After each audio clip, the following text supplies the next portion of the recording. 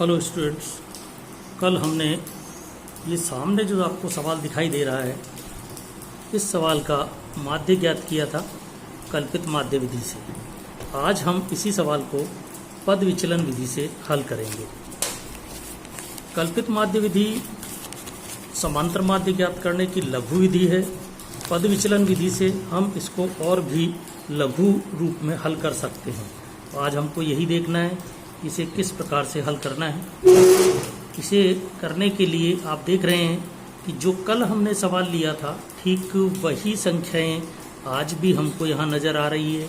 वही सवाल है, बिल्कुल कोई चेंज इसमें नहीं है। हमने केवल इसमें विधि का चेंज करना है। आप एक बार सवाल देखेंगे, पढ़ें। निम्न बंटन का माध्य ज्ञात करो। ये बोर्ड परीक्षा 2020 में आया हुआ है, जहां वर्ग दे रखे हैं 0 से 10, 10 से 20, 20 से 30, 30 से 40, 40 से 50। इनकी प्रत्येक वर्ग की क्रम से बारंबारता 6, 10, 13, 7 और 4 दी हुई है। अब हमें इस सवाल को हल करना है। हल करते समय हम इसकी सबसे पहले सर्वप्रथम खड़ी टेबल बनाएंगे। खड़ी टेबल बनाने के बाद किस तरह से हमको स्टेप्स तैयार करनी है, देखें।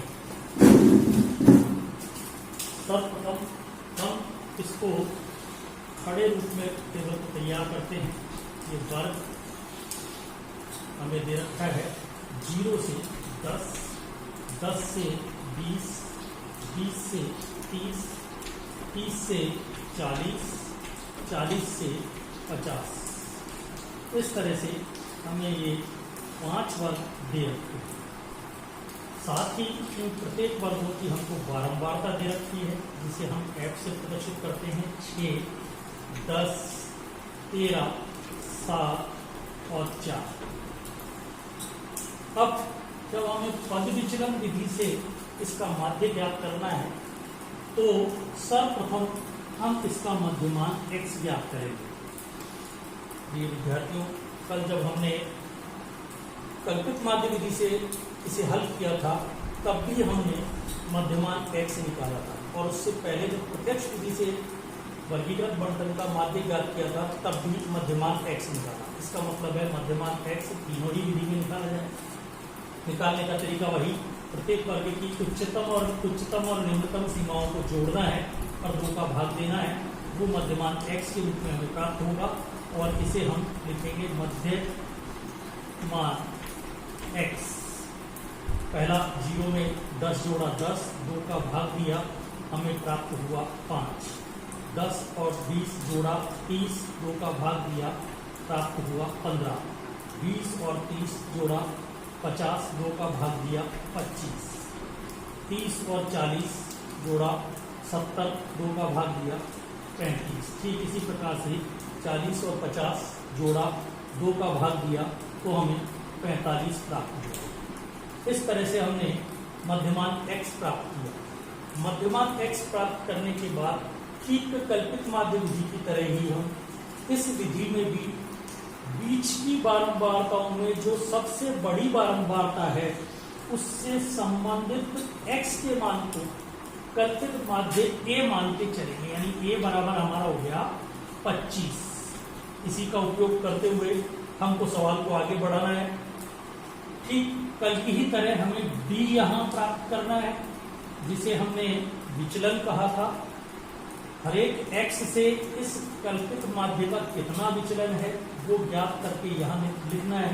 तरीका वही, x में से हमको a को घटाना है, तो हमारे पास d आ जाएगा। जैसे 5 में से 25 घटाया तो माइनस का 20, 15 में से 25 घटाया माइनस का 10, और 25 में से 25 घटाया तो हमें 0 प्राप्त हुआ। 35 में से 25, अब ये बड़ी संख्या है, तो प्लस का 10 प्राप्त हुआ। फिर 45 में से 25, तो ये 20 प्राप्त हुआ। ठीक, कल पद विचलन जब हमने कल्पित माध्य विधि की थी, ठीक उसी प्रकार से हमने d प्राप्त किया। d प्राप्त करने के बाद हमको यहाँ h और लेना है, जो कि हमारे पास वर्ग अंतराल के रूप में आता है। h का मतलब होता है वर्ग की उच्च सीमा माइनस वर्ग की निम्न सीमा।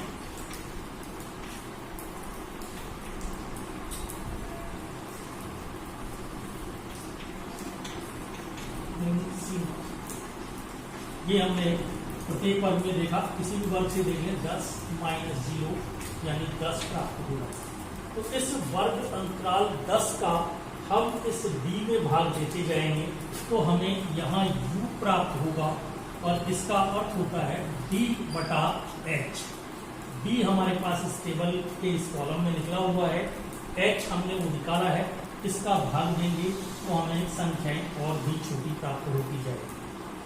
-20 में हमने 10 का भाग दिया माइनस का 2, 10 में 10 का भाग दिया तो -1 किया है, 0 में तो 0 का 0, 10 में फिर 10 का भाग दिया 1 प्राप्त हुआ, 20 में 10 का भाग दिया 2 प्राप्त हुआ।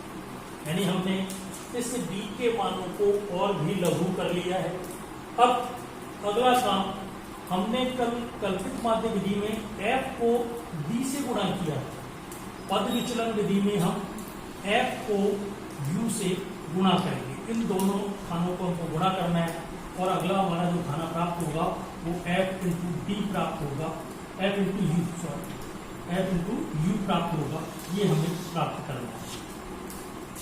सबसे पहले f हमने देखी 6 है, इससे संबंधित u -2 है, तो 6 को -2 से गुणा किया तो माइनस का 12 प्राप्त हुआ, 10 को -1 से गुणा किया माइनस का 10 प्राप्त हुआ, 13 को 0 से गुणा किया 0 आया, 7 को 1 से गुणा किया 7 आया और 4 को 2 से गुणा किया ये 8 आया।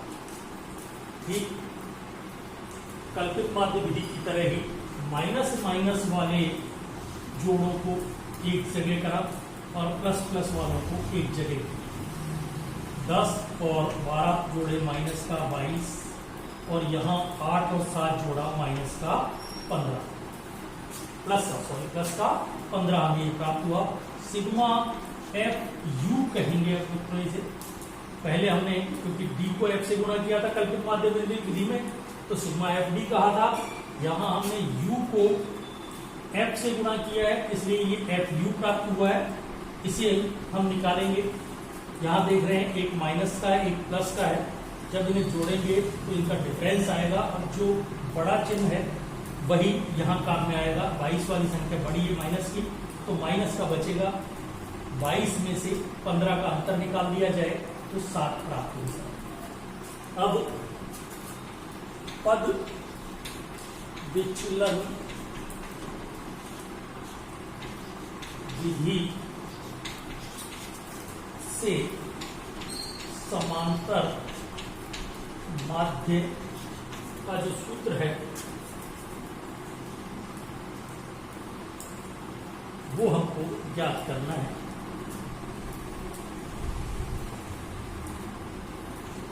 वो हमारा है x बार बराबर a plus sigma F you बटा n इंटू h।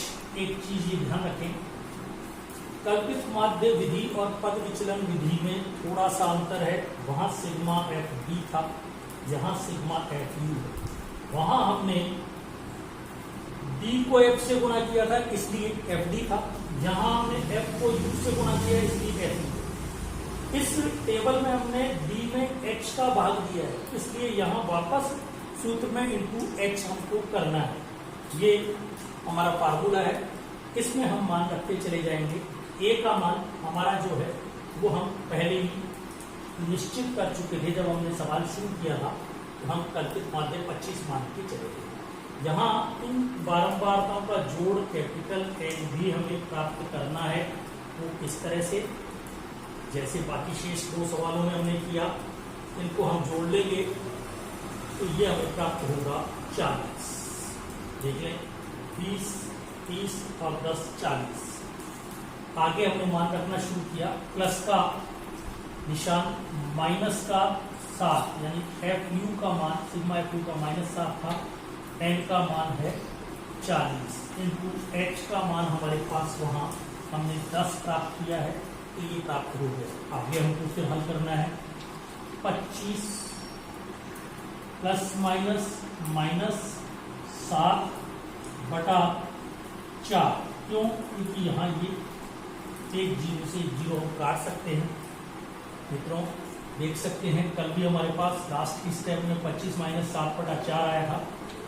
अगला काम 25 माइनस 7 बटा 4, 7 में 4 का भाग हमको देना है।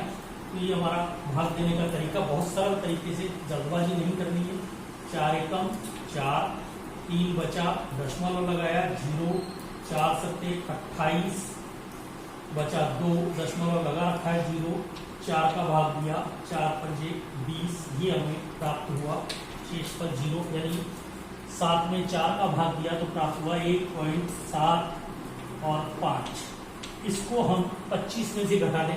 कल भी मैंने आपसे कहा था घटाते समय हमें विशेष ध्यान रखना है 25 .00 लिखें, फिर 1 दशमलव के नीचे दशमलव, 7 और 5 इसे माइनस करना है।